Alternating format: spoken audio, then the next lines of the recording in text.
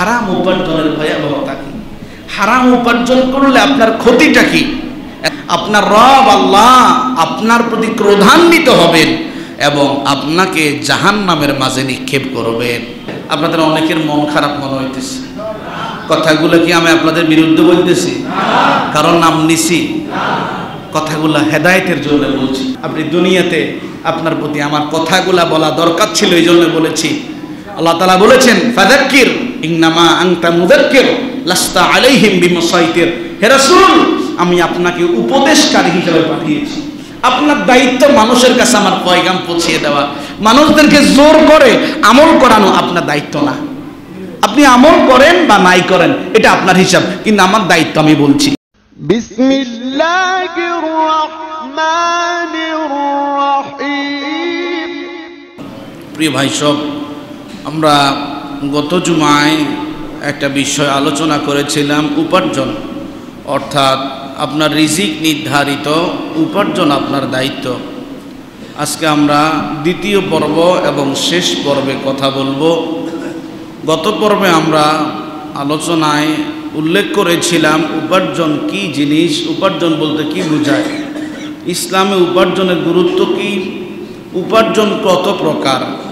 3 প্রকার উপার্জনের ভিতরে আমরা হালাল উপার্জনের গুরুত্ব নিয়ে কথা বলেছি।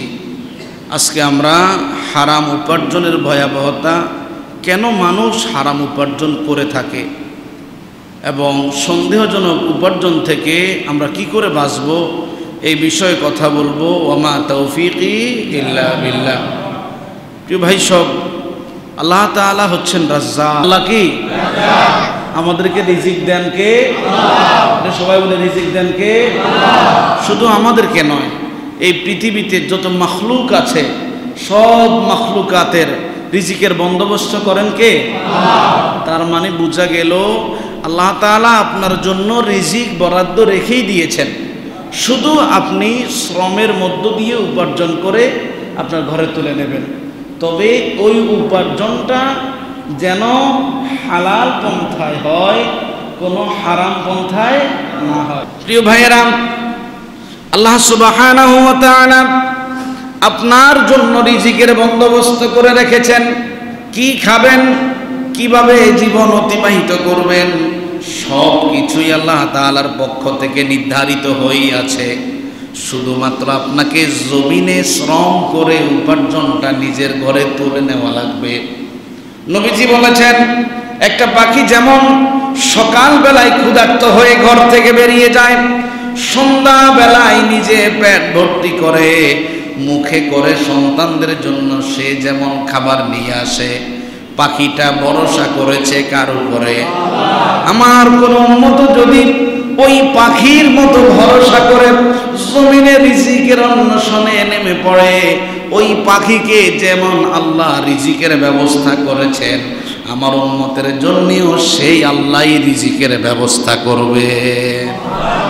এই জন্য যেই মানুষটা আল্লাহকে মানে না, যেই মানুষটা কোনোদিন আল্লাহকে আল্লাহ বলে স্বীকৃতি দেয় না, আল্লাহ ওই মানুষটাকে যেমন রিজিক দেন, যেই মানুষটা আল্লাহকে আল্লাহ বলে ডাকে, আল্লাহ সেই মানুষটাকেও রিজিক দিয়ে থাকেন।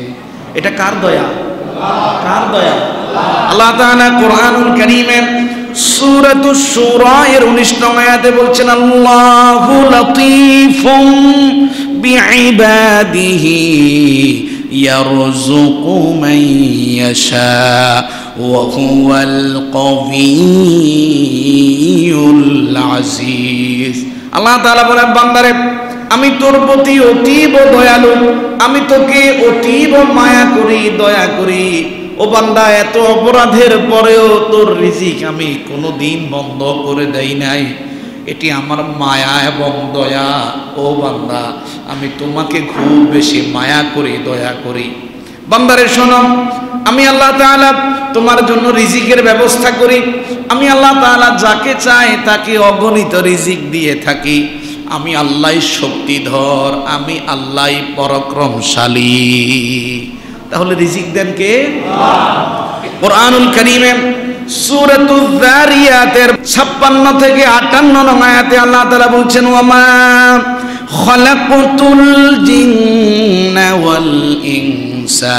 إلا ليعبدون ما أريد منهم من رزق وما أريد أن يطعمون إن الله هو الرزاق ذو القوة المتين আল্লাহ তাআলা বলছেন আমি আল্লাহ জিন এবং ইনসানকে সৃষ্টি করেছি। একটু বলেন তো জিন এবং ইনসানের স্রষ্টা কে? আল্লাহ বলছেন আমি জিন এবং ইনসানকে এই জন্যই সৃষ্টি করেছি তারা এই জমিনের মাঝে আমার গোলামি করবে, আমার বন্দেগী করবে। ও জিন এবং ইনসানরা শোনো, আমি আল্লাহ এই জন্যই তোমাদেরকে সৃষ্টি করে নাই তোমরা আমাকে খাওয়াবে, আমাকে পান করাবে, তোমরা আমাকে খাওয়াবে, আমাকে পান করাবে, এই জন্যই আমি তোমাদেরকে সৃষ্টি করে নাই। তোমাদেরকে আমি সৃষ্টি করেছি আমার ইবাদতের জন্য। ও বান্দা শোনো, ইন্নাল্লাহা হুয়ার রাজ্জাক, এই তোমার আল্লাহ তোমাকে খাওয়ায় এবং তোমাকে পান করায়। তোমার রব তোমাকে সৃষ্টি করেছেন, তুমি তোমার রবের জন্য ইনকাম করবে, তোমার রবের খাবারের ব্যবস্থা করবে, এই জন্যই রব তোমাকে সৃষ্টি করে নাই। রব তোমাকে সৃষ্টি করেছে গোলামি কার? তোমার রব তোমাকে রিজিক দিয়ে থাকেন, তোমার রব শক্তিধর ক্ষমতাশালী।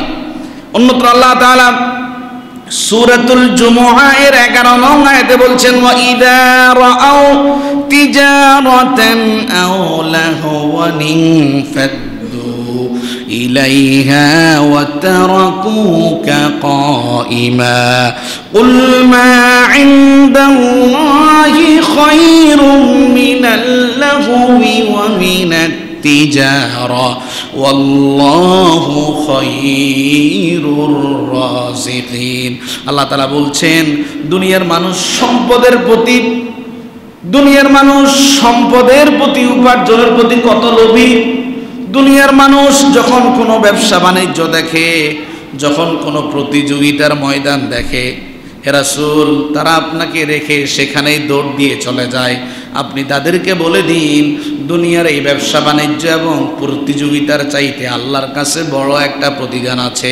আল্লাহই তোমাদেরকে রিজিক প্রদান করে থাকে, আল্লাহই বান্দাকে সর্বোত্তম রিজিক প্রদানকারী। এই আয়াত বুঝার জন্য একটা প্রেক্ষাপট জানা লাগবে। সূরাতুল জুমুআ বাসায় গিয়ে মিলাবেন। সূরাতুল জুমুআর 11 নং আয়াত নাজিল হওয়ার একটা প্রেক্ষাপট ছিল, নবীজি মসজিদের মাঝে বয়ান করছেন। মনোযোগ আছে? নিজের সাথে একটু মিলাই। নবীজি মসজিদে বয়ান করছেন, এরই মাঝে অনেক দূর থেকে একটা ব্যবসায়িক বাণিজ্যিক কাফেলা আসলো মসজিদের সামনে। বেচা কিনা শুরু হয়ে গেল। দুনিয়ার স্বাভাবিক চিরাচরিত নিয়ম অনুযায়ী বাজারে যখন সস্তা দামে কোনো কিছু পাওয়া যায়, ব্যবসায়ীরা পর্যন্ত বসে থাকে নামাজ পড়ে পড়বো আগে ব্যবসাটা করি। ঠিক কি ঠিক না?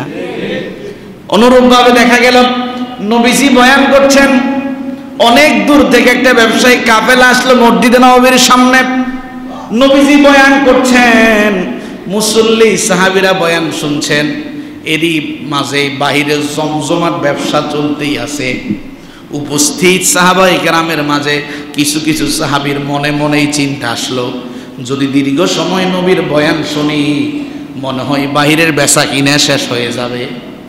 নবীজিকে দাঁড়ানো অবস্থায় নবীজি বয়ান করছেন, নবীজিকে ওই অবস্থায় রেখে মসজিদ থেকে বেরিয়ে গেলেন, ওই ব্যবসা বাণিজ্যের দিকে দৌড়িয়ে ঝাঁপিয়ে গেলেন। বুখারীর বর্ণনা অনুযায়ী মাত্র 12 জন মুসল্লি নবীর সাথে মসজিদে আছে। এই দৃশ্যটা অবলোকন যখন নবীজি করলেন, আল্লাহ তাআলা আয়াত নাজিল করে দিলেন ওয়া ইযা রাআউ তিজারাতান আও লাহওয়ান ফাদ্দু ইলাইহা ওয়া তারাকুকা কাইমা। হে রাসূল, কিছু কিছু মানুষ আপনাকে বয়ানের মাঝে রেখে দিয়েই ব্যবসা এবং প্রতিযোগিতার দিকে ধাবিত হয়েছে।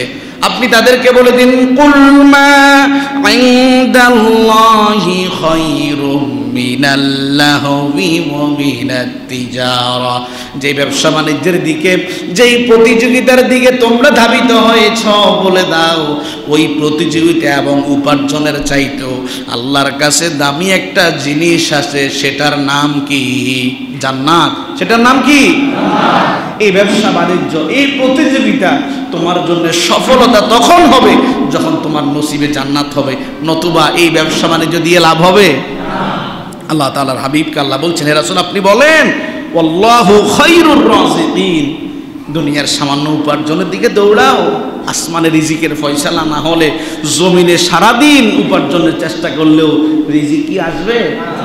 আল্লাহই সর্বোত্তম রিজিক দানকারী। প্রিয় ভাইয়েরা, শুধু তাই নয়, এই পৃথিবীতে আল্লাহ তাআলার অসংখ্য অগণিত মাখলুক আছে। পৃথিবীর মানুষ নামক আল্লাহর সৃষ্টিকুল যারা, তারা নিজেরা কিছু খায়, কিছু ব্যাংক ব্যালেন্স করে, কিন্তু আল্লাহ তাআলার অসংখ্য অগণিত মাখলুক আছে যাদের কোনো ব্যাংক ব্যালেন্স। সকালবেলা যে পাখিটা বের হয় পরবর্তী দিনের জন্য কিছু কি জোগাড় করে বাসায় আনে, কথা কয় না, আনে। সমুদ্রের মাঝে যেই মাছগুলো থাকে উপস্থিত, যা আহার পায় তা খেয়ে ভক্ষণ করে, পরের দিনের জন্য জমা রাখে না। আল্লাহ তাআলা বান্দাদেরকে লক্ষ্য করে বলছেন সূরাতুল আনকাবুতের 6 নং আয়াতে বলেন, ওয়া কাআইয়িম মিন দাব্বাতিন লা তাহমিলু রিজকাহা আল্লাহু ইয়ারযুকুহা ওয়া ইয়্যাকুম ওয়া হুয়াস সামিউল আলিম। আল্লাহ তাআলা বলেন পৃথিবীতে আমার অনেক সৃষ্টিকুল আছে যারা নিজেদের জন্য খাদ্যকে মজুদ করে রাখে না। কার কথা? আল্লাহর কথা। একটু মিলান। পৃথিবীতে আমার অনেক সৃষ্টিকুল আছে, যে সমগ্র সৃষ্টিকুলগুলা নিজের জন্য কোনো খাবারকে মজুদ করে রাখে না। 1 মাসের খাবার, 1 বছরের খাবার, কোনো প্রকার অভাব অনটন দেখা দিলে সেখান থেকে খাবে, কোনো খাবার তারা রিজার্ভ করে রাখে না। আল্লাহ বলেন আমি আল্লাহ ওই সমগ্র সৃষ্টিকুলকেও রিজিক প্রদান করি, ও মানুষেরা তোমাদেরকেও রিজিক প্রদান করি। আমি আল্লাহ তাআলা সব কিছু জানি, সব কিছু শুনি। তাহলে বলেন রিজিকের মালিক কে? রিজিকের মালিক কে? সুতরাং আল্লাহ তাআলার কালামের বাণী শোনার পরে, দ্বীনের আলোচনা শোনার পরে আপনি যদি দুনিয়ার ব্যবসায়ের দিকে দৌড়ান, আপনি সফল না ব্যর্থ? তাহলে এই যে ঘটনাটা সূরাতুল জুমার 11 নং আয়াত, এই প্রেক্ষাপট কি আমাদের বর্তমান সময়ের সাথে মিলে যায় না? তাহলে এমনটা কি করা যাবে? তাহলে আসেন প্রিয় ভাই, সব রিজক নির্ধারিত আছে, আপনাকে উপার্জন করে আপনার রিজক আপনার ঘরের মাঝে তুলে নিতে হবে, কিন্তু ওই তুলে নেওয়ার পদ্ধতি হালাল পন্থায় না হারাম পন্থায়? একটু বুঝি বললেন, কোন পন্থায় হবে? ভাইজান, আপনি যদি হালাল পন্থায় রুজি করতে পারেন আপনি কত বড় সৌভাগ্যবান, আর হারাম পন্থায় নিজের জীবিকা নির্বাহ করলে আপনি কত বড় হতভাগা এবং নিঃস্ব। কিছুক্ষণ পরে যখন আমরা একে একে আলোচনা করব আপনারা বুঝতে পারবেন। আসেন আমরা এখন দুটি বিষয় কথা বলবো। 1 নম্বর বিষয়, মানুষ কেন হারাম উপার্জন করে? মানুষ কেন হারাম উপার্জন করে? এত বয়ান হয়, এত আলোচনা হয়, এত সেমিনার হয়, হালাল হারামের ব্যাপারে এত বেশি সতর্ক করা হয়, কিন্তু এরপরেও হারাম উপার্জনকারীর সংখ্যা কি কমেছে না বেড়েছে? একটু বুঝি বলেন ভাই, কমেছে না বেড়েছে? প্রিয় ভাইয়েরা, একজন মানুষ কি কারণে হারাম উপার্জন করে? 3টা প্রধান কারণ আছে। এই 3টা কারণেই একজন মানুষ সৎ এবং যোগ্য মানুষ হওয়ার পরেও হারাম উপার্জন করে। 1 নাম্বার, আদামুল খাউফ ওয়াল হায়াউ মিনাল্লাহ। মানুষ আল্লাহকে ভয় না করার কারণে, আল্লাহর প্রতি লজ্জাশীল না হওয়ার কারণে হারাম উপার্জন করে। কথা বুঝিয়েন, মানুষ আল্লাহকে ভয় না করার কারণে এবং আল্লাহর প্রতি লজ্জাশীল না হওয়ার কারণে কি উপার্জন করে? আমার সাথে কথা বুঝেন আমার? তাহলে যেই মানুষটা হারামখোর সে কিন্তু আল্লাহকে ভয় করে না, সে আল্লাহকে কি করে না, এবং সে আল্লাহর প্রতি লজ্জাশীল। এখন হাদিস থেকে শুনেন, যে আল্লাহকে ভয় করা তো বুঝলাম, আল্লাহর প্রতি লজ্জাশীল হওয়া বিষয়টা কেমন? হাদিস শরীফে উল্লেখ করা হয়েছে, হযরত আব্দুল্লাহ ইবনে মাসউদ রাদিয়াল্লাহু আনহু হাদিস বর্ণনা করেন, তিরমিজি শরীফের হাদিস। একটু ভাই নিজের সাথে মিলায়েন, এই কথাগুলি আমার কথা নয়, রহমাতাল লিল আলামিনের কথা। নবীজি একদিন সাহাবীদেরকে বললেন, ইস্তাহয়ু মিনাল্লাহি হাক্কাল হায়া। ও আমার সাহাবীরা, তোমরা তোমাদের মালিক আল্লাহকে যথাযথ লজ্জা করো। তোমরা তোমাদের মালিক আল্লাহকে যথাযথ লজ্জা করো। সাহাবায়ে কেরাম রাসূলকে বললেন, ইয়া রাসূলুল্লাহ, ইন্না লানাস্তাহয়ি ওয়াল হামদুলিল্লাহ।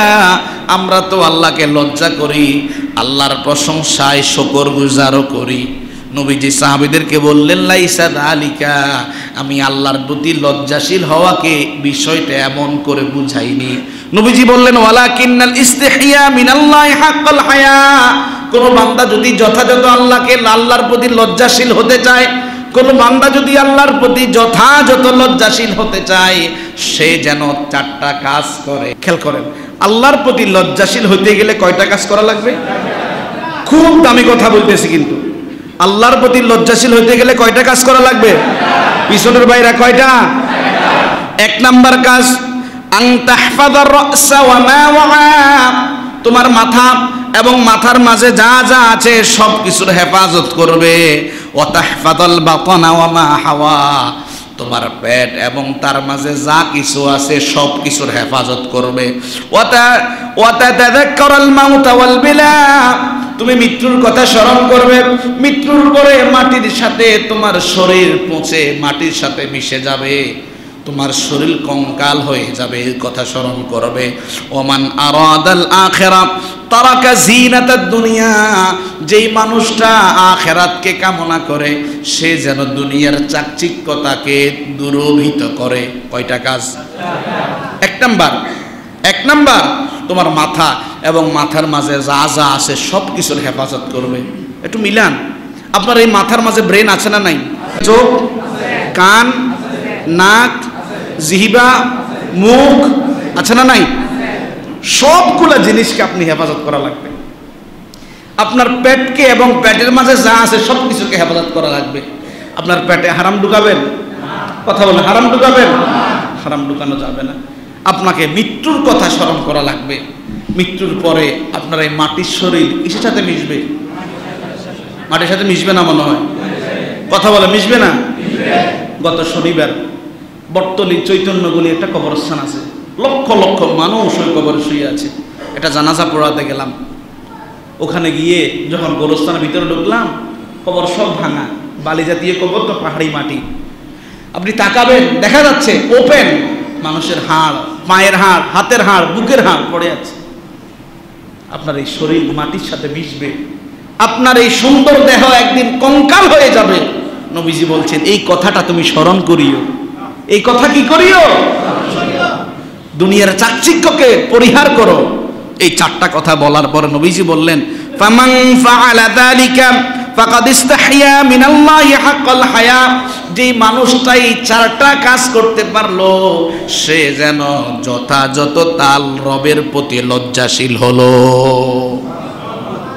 তাহলে একজন মানুষ হারাম উপার্জন করে, সে তার রবকে ভয় পায় না, তার রবকে যথাযথ সে ভয় করে না, এবং তার রবের প্রতি সে লজ্জাশীল। 2 নাম্বার, মানুষ কেন হারাম উপার্জন করে?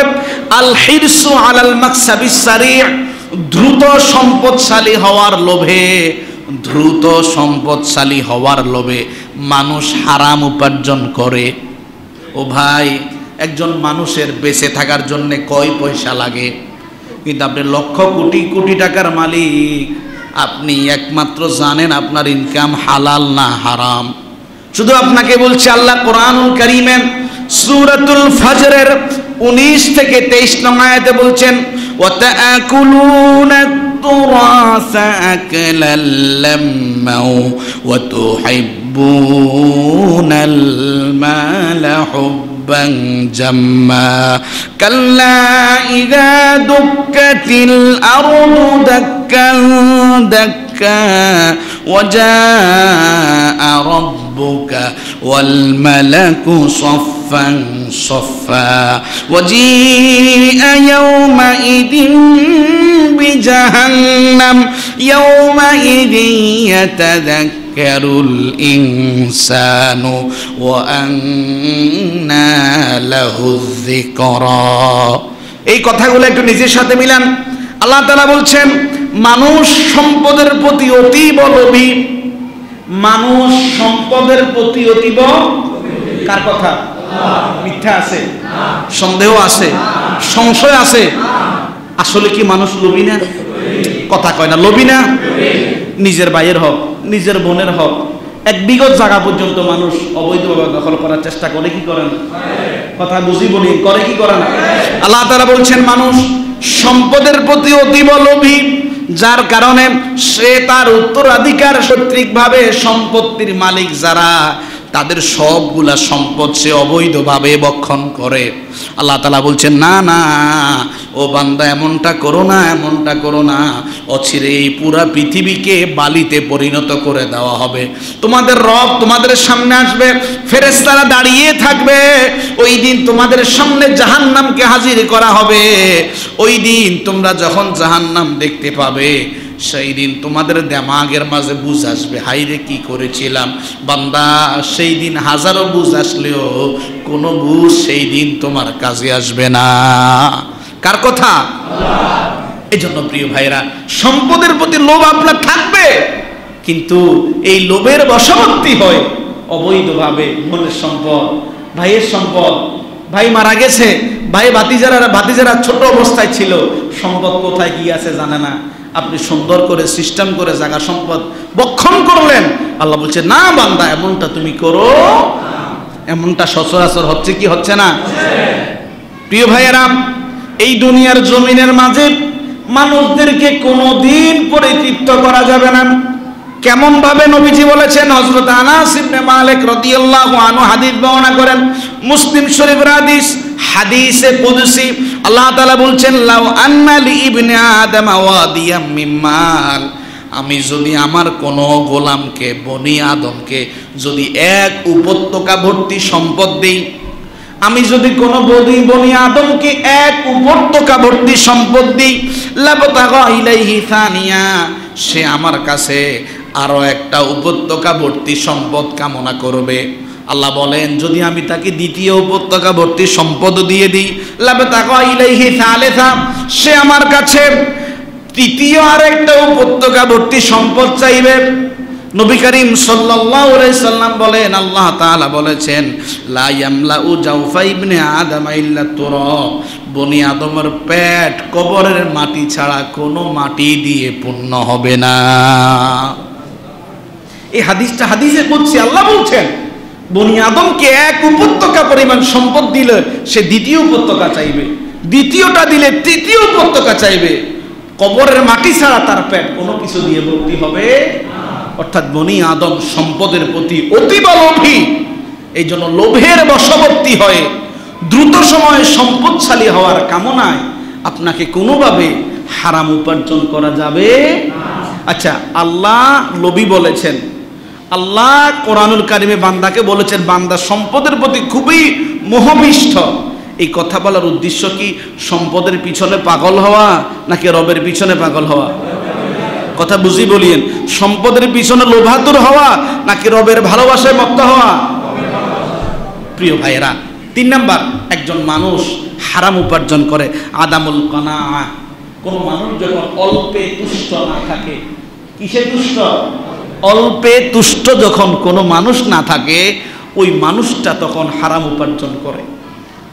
আর একজন মানুষ যখন অল্পে তুষ্ট না হয়, যখন সে হারাম উপার্জনের দিকে ধাবিত হয়, তার ঈমান, তার আখিরাতের অবস্থা কেমন হয়? নবীজি বলছেন, হযরত কাব ইবনে মালিক রাদিয়াল্লাহু আনহু হাদিস বর্ণনা করেন, তিরমিজি শরীফের হাদিস। নবীজি বলেন মা দিবানি জাইআনি উরসিলা ফি গনামিন বিআফসাদা লাহা মিন হিরসিল মারই আলাল মালি ওয়াশ শারাফি লিদীনি।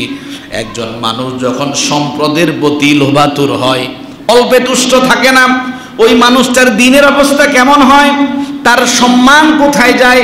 নবীজি বলেন, দুইটা ক্ষুধার্ত হিংস্র নেকড়েকে যখন একটা ছাগল পালের মাঝে ছেড়ে দেওয়া হয়, একত নেকড়েগুলা ক্ষুধার্ত এবং হিংস্র ছাগলের পালের মাঝে গেলে ছাগলের অবস্থা জায়গায় থাকবে না, বেগতিক হবে, ছিঁড়ে মিড়ে খেয়ে ফেলবে না? নবীজি বলেন, দুইটা ক্ষুধার্ত নেকড়েকে যদি একটা ছাগল পালের মাঝে ছেড়ে দেওয়া হয়, ওই ছাগল পালের অবস্থা যেমন বিপর্যস্ত হয়ে যাবে, সম্পদ এবং প্রতিপত্তির প্রতি মানুষের লোভ, ওই ছাগল পালের অবস্থা যেমন, তার দ্বীন এবং ঈমানের অবস্থাও তেমন করে ফেলবে। নাউজুবিল্লাহ বলবেন না? তাহলে অল্পে তুষ্ট থাকা যাবে তো ইনশাআল্লাহ? আল্লাহ আমাকে যতটুকু দিয়েছেন, আল্লাহ আমাকে যতটুকু রেখেছেন, আলহামদুলিল্লাহ। আর যে সমগ্র মানুষগুলা অল্পে তুষ্ট থাকে না, কোটি কোটি মিলিয়ন ট্রিলিয়ন টাকা নিয়ে নিজের দেশের বাইরে ব্যাংক ব্যালেন্স করে, দেশের মধ্যে অবৈধ সম্পদ যাদের ভরপুর, ওই সমগ্র মানুষগুলা দুনিয়ায় যদিও স্বাবলম্বী হয়, পয়সাওয়ালা হয়, আখেরাতে সে নিঃস্ব। আখেরাতে সে কি? এই সমগ্র মানুষগুলা কিন্তু হজ, ওমরা, নামাজ, কালমা সব ঠিক করে। হুজুর জীবনে যা করছি আর কি, শেষ বয়সে ঠিকঠাক হওয়ার দরকার আছে, ঠিক না? আপনার নামাজ, রোজা, হজ, যাকাত কোনো কিছুই আপনাকে জান্নাতে নিতে পারবে না। আপনাকে কোথায় নিতে পারবে না? ভাইজান, এই কথাগুলো বলতেছি, একটু নিজের সাথে মিলাইয়েন। এই কথাগুলো রহমাতাল লিল আলামিন থাকলে আপনাদেরকে বলতেন। আমরা যেহেতু নবীর এই রেসালাতের মিম্বরে বসেছি, আমাদের দায়িত্ব আপনাদেরকে বলে দেওয়া। হযরত আবু হুরায়রা রাদিয়াল্লাহু আনহু হাদিস বর্ণনা করেন, মুসলিম শরীফের হাদিস। নবীজি একদিন সাহাবীদেরকে জিজ্ঞাসা করলেন, আতাদরুনা মাল মুফলিস, ও আমার সাহাবীরা, একটু আমাকে বলো তো সবচেয়ে নিঃস্ব, গরিব, অসহায় মানুষটাকে? সাহাবায়ে কেরাম বললেন, ইয়া রাসূলুল্লাহ, আল মুফলিসু ফিনা মান লা দিরহামা ওয়ালা মাতা। আমাদের মাঝে আমরা নিঃস্ব মনে করি যার কাছে কোনো দিরহাম নাই এবং যার থাকার মতো কোনো বাসস্থান নাই, ওই মানুষটাকে আমরা নিঃস্ব মনে করি। মনে করি কি করি না?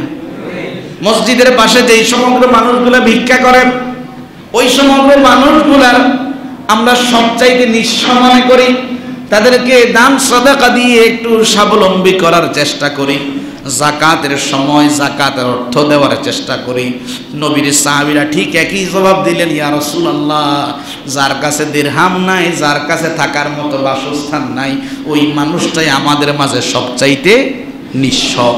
নবীজি এবার সাহাবীদেরকে বললেন, ইন্নাল মুফলিসা মিন উম্মতি ইয়াউমাল কিয়ামা ইয়াতি বিসালাতিন ওয়া সিয়ামিন ওয়া যাকাতিন। না না না, কিয়ামতের ময়দানে আমার একদল উম্মত থাকবে যারা নামাজ নিয়ে আসবে, রোজা নিয়ে আসবে, যাকাতের সওয়াব নিয়ে আসবে, কিন্তু এত নেক আমল নিয়ে আসার পরেও তারা কিয়ামতে নিঃস্ব হয়ে যাবে। নবীজি এর পরে বললেন, ويأتي قد شتم هذا وقذف هذا وأكل مال هذا وسفك دم هذا وضرب هذا। এই মানুষটার নামাজও ঠিক ছিল, রোজাও ঠিক ছিল, দান সদকাও ঠিক ছিল, কিন্তু এই মানুষটা মানুষকে গালিগালাজ করত, এই মানুষটা একে অপরের পিছনে ফিল লাগাতো, এই মানুষটা অন্যের সম্পদকে অবৈধভাবে দখল করত, এই মানুষটা অন্যায়ভাবে মানুষকে আঘাত করে রক্তাক্ত করত, মানুষের উপরে জুলুম করত, কিন্তু নামাজ রোজা সব ঠিক মতো করত। কথা বুঝিয়ে, নামাজ রোজা কি সব ঠিক, কিন্তু 2 নম্বরই তো 1 নম্বরে আছে, নামাজ রোজাতেও 1 নম্বরে আছে। নবীজি বললেন, ফাইয়াকাতা হাদা মিন হাসানাতিহি ওয়া হাদা মিন হাসানাতি। কিয়ামতের ময়দানে সে যখন উঠবে, ওই মুসলিম মানুষগুলা উঠবে, ওই মানুষগুলা তার ব্যাপারে আল্লাহর কাছে আপিল করবে, রব্বুল আলামিন এই বান্দা আমার প্রতি এই জুলুম করেছে। এক পর্যায়ে ওই মানুষগুলার জুলুমের প্রতিদান দিতে গিয়ে নিজের সমগ্র হাসানাতগুলি দিয়ে দেওয়া লাগবে। দিতে দিতে এক পর্যায়ে তার সব হাসানাত শেষ হয়ে যাবে, কিন্তু এখনো তার জুলুমের প্রতিদান শেষ হয় নাই। নবীজি বললেন, আখাযা মিন খাতায়াহুম। এক পর্যায়ে ওই মুজলুম মানুষগুলার জীবনের গুনাহগুলা তার আমলনামায় দিয়ে দেওয়া হবে। সুম্মা তুরিহা ফিন্নার। এত স্বাবলম্বী হওয়ার পরেও নিঃস্ব হয়ে সেই ব্যক্তি সেই দিন জাহান্নামে যাবে। এই জন্য প্রিয় ভাইয়েরা, আমরা অল্পে তুষ্ট থাকবো, অধিক লোভাতুর হব না।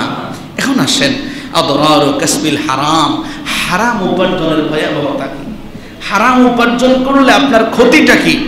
এতক্ষণ বলেছি কেন মানুষ হারাম উপার্জন করে। এখন আসেন হারাম উপার্জনের 1 নম্বর ভয়াবহতা, গদাবুল জব্বার ওয়া দুখুলিন নার। আপনার রব আল্লাহ আপনার প্রতি ক্রোধান্বিত হবেন এবং আপনাকে জাহান্নামের মাঝে নিক্ষেপ করবেন। কি করলে? হারাম উপার্জন করলে। মনোযোগ আছে আপনাদের? আপনাদের অনেকের মন খারাপ মনে হইতেছে। কথাগুলো কি আমি আপনাদের বিরুদ্ধে বলতেছি? কারণ নাম নিছি? কথাগুলো হেদায়েতের জন্য বলছি, একটু মনোযোগ। কোন ব্যক্তি যদি হারাম উপার্জন করে, ওই মানুষটার প্রতি ক্রোধান্বিত হন কে? এবং ওই মানুষটাকে আল্লাহ জাহান্নামের মাঝে নিক্ষেপ করবেন। এখানে অনেক ব্যবসায়ী ভাই আছেন, অনেক বিজনেসম্যান আছেন, ব্যবসা বাণিজ্য করেন।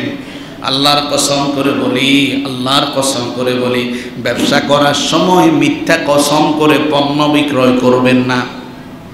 অনেকেই দেখা যায় বলে, হুজুর মিছা কথা না কইলে আমরা ব্যবসা করতে পারবো। কি কোন আপনারা? আমরা ওয়াজ নসিহত শুনলে মনে হয় যেন জাহান্নাম ছাড়া আমাদের নসিবে কি নাই, কিচ্ছু নাই। ভাইজান এই কথা বলে আল্লাহর কাছে পার পাবে? বলেন পার পাবেন? আপনার একটা পণ্যের দাম আপনি কিনছেন 30 টাকা, আপনি বিক্রির সময় বলতেছেন ভাইজান একবার আল্লাহর কসম করে কইয়েন এই জিনিসটা 100 টাকার কমে বেচলাম আল্লাহ রসুল। কিনছেন কত দিন? কথা বুঝি বলে কিনছেন কত দিন? 30 দিন। বেচার সময় বলতেছেন ভাইজান একবার কসম করি কইয়েন 100 টাকার কমে বেচতে আমার কি হয়ে যাবো? আচ্ছা যাক, আপনি আমার 100 টাকা দেন। দাম হাঁকাইছেন কত? 120। দাম হাঁকাইছেন কত? কিনছেন কত? 30। বেচছেন কত? কসম করি 100। আল্লাহর হাবিব সাল্লাল্লাহু আলাইহি সাল্লাম বলেন, তোমার উপার্জন হালাল না হারাম? কথা বুঝিয়েন, হালাল না হারাম? অনেক ভাই আছেন বড় বড় বিজনেসম্যান, যারা সম্পদ নিজে গোডাউনের মাঝে জমা রেখে কৃত্রিম সংকট তৈরি করে নিজের পণ্যের দাম বাড়ায়। এরকম মানুষ কি নাই? কিছুদিন আগে তেলের সংকট গেছে কি গেছে না? তেলের বোতলের মাঝে দেখবেন মূল্যর যে জিনিসটা লেখা থাকে এটা মানে ঘষে মেডিসিন দিয়ে মূল্য তুলে ফেলছে। এখন তার মনে যা চায় সে আমার থেকে তা নিচ্ছে। এটা হালাল না হারাম? আল্লাহ হাবিব সাল্লাল্লাহু আলাইহি সাল্লাম বলছেন, আল মুহতাকিরু মালউন। যারা সম্পদ কৃত্রিমভাবে সংকট করে সমাজের মানুষকে কষ্ট দেয়, তার প্রতি খোদার গজব নাজিল হয়। নাউজুবিল্লাহ বলবেন না? এখন আসেন, হযরত আবু উমামা রাদিয়াল্লাহু আনহু হাদিস বর্ণনা করেছেন, খুব দামি কথা, মনোযোগ। মুসলিম শরীফের হাদিস, নবীজি বলেন, মানিকাতাতা হাক্কাম রিইম মুসলিমিন বিয়ামিনিহি। কোন মুসলমান যদি অপর কোন মুসলমানের সাথে মিথ্যা কসম করে তার অধিকার নষ্ট করে, ফাকাদ আউজাবাল্লাহু নারা ওয়া হাররামা আলাইহিল জান্নাহ।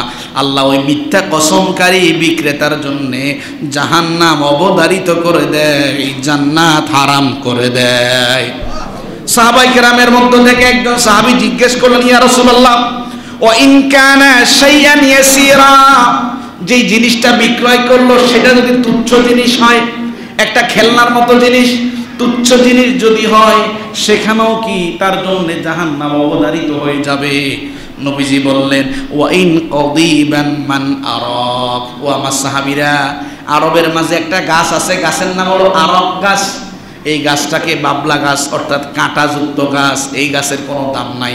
নবীজি বলেন, এই গাছের একটা ডালও যদি কেউ মিথ্যা কসম করে বিক্রয় করে, আল্লাহ এই বিক্রয়ের কারণে হারাম উপার্জনকারীকে জাহান্নামের মাঝে প্রবেশ করাবে।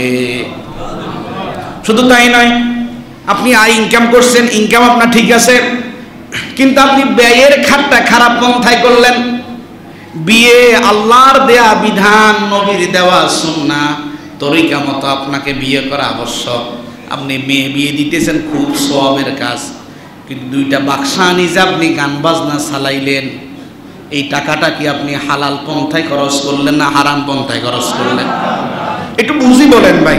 হুজুর মুরব্বী কয়, আরে হুজুর হলাইন মানুষ, বিয়ে শাদী একখান দিন, এখানে কুদুর বাজাক না মনে চাইছি আরি, এরকম বলে কি বলে না? বলে। তাহলে আপনি মেয়ের বিয়েতে খরচ করতেছেন সওয়াবের কাজ, কিন্তু 2টা বাক্সা আনে যে সারা রাত ড্যান্স লাগাইলেন, নর্তকী আনি যে নাচাইলেন, আপনার এই খরচটা হালাল পন্থায় না হারাম পন্থায়?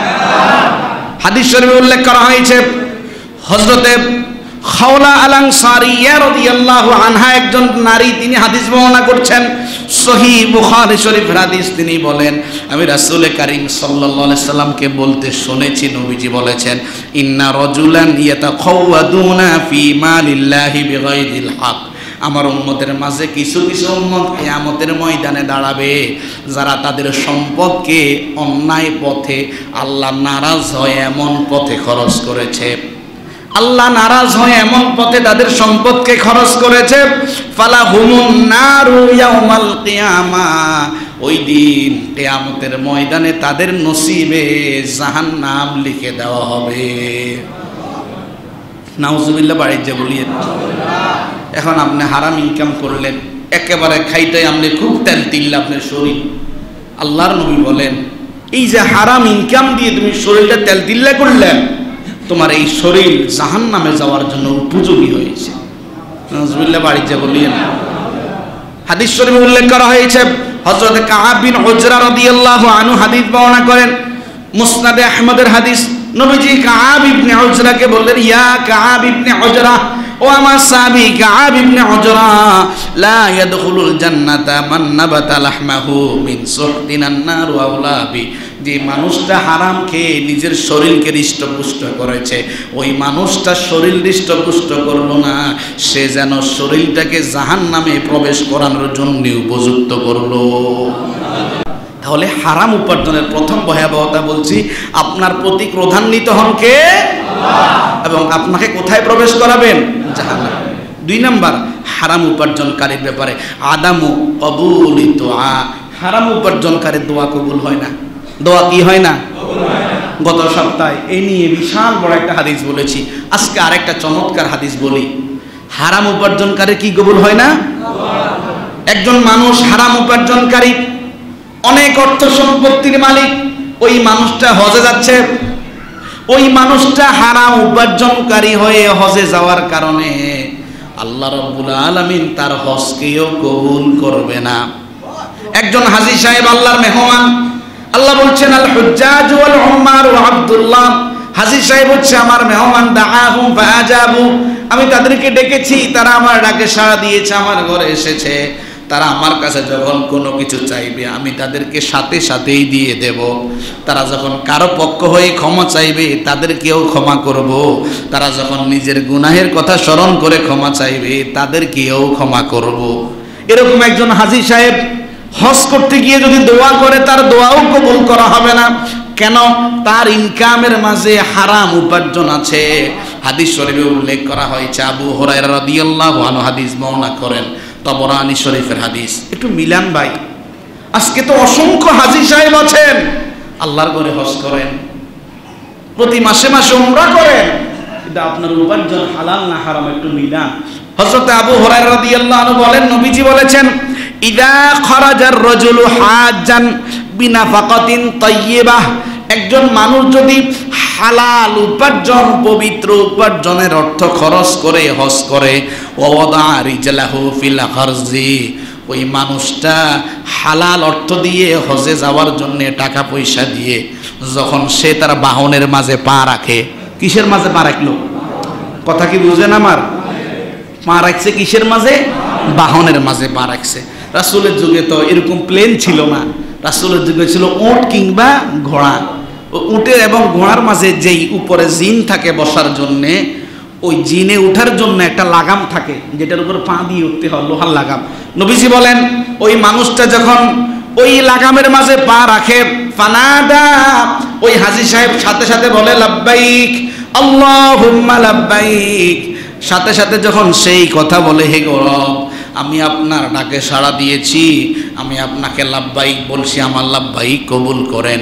ফানাদাহু মুনাদিন ফিস সামা, আকাশ থেকে একজন ঘোষণা করতে থাকে। কি ঘোষণা করে? লাব্বাইকা ওয়া সাদাইক, ও হালাল উপার্জনকারী, তোমার বাহনটা হালাল, তোমার পাথেও হালাল, তোমার লাব্বাইককে কবুল করা হয়েছে। হজ করতে গিয়ে অনেক পরিশ্রম তুমি করবে, তোমার পরিশ্রমকে কবুল করা হয়েছে। ও হাজ্জাতাকা মাবরুর, তোমার হজকে এখনো তুমি মক্কায় পৌঁছো নাই, আল্লাহর কাছে কবুল হয়ে গিয়েছে। নবীজি এর পরে বলেন ওয়া ইযা খরাজা বিন নাফাকাতিল খাবিসা, কোন মানুষ যদি হারাম উপার্জন দিয়ে হজ করতে বের হয়, সে যখন তার বাহনের উপরে পা রাখে সেও ডাক দিয়ে বলে লাব্বাইক, সাথে সাথে আসমান থেকে একজন ঘোষণা দেয় লা লাব্বাইকা ওয়ালা সাদাইক, ও পাপী, তোর ইনকামের মাঝে হারাম আছে, তোর বাহনের মাঝে হারাম অর্থ আছে, তোর লাব্বাইক কবুল করা হয়নি, তোর পরিশ্রমও কবুল করা হয়নি। কেন? তোমার পাথেও হারাম, তোমার হজের মাঝে যতগুলো ব্যয় করেছে সব হারাম। ও হাজ্জাকা গায়রা মাকবুল, তুমি হজে গিয়ে যতই কান্নাকাটি করো না কেন, তোমার হজ তোমার রবের কাছে কবুল হবে না। নাউজুবিল্লাহ বাড়ি যে বলিয়েন।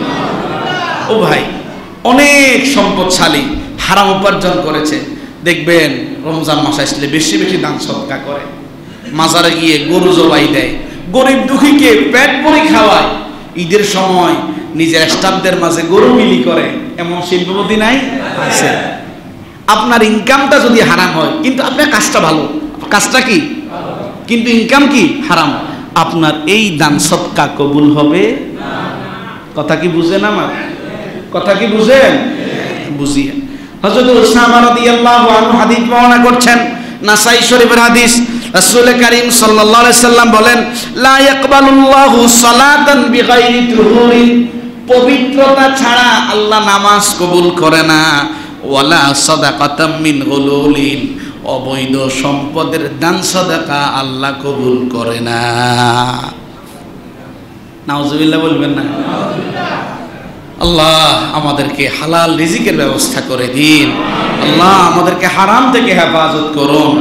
প্রিয় ভাইয়েরা, সর্বশেষ কথা, হারাম উপার্জনকারীর 3 নম্বর ভয়াবহতা হলো আল আযাবু ফিল আখিরা, হারাম উপার্জনকারীর জন্য আখিরাতে ভয়ঙ্কর শাস্তি রয়েছে।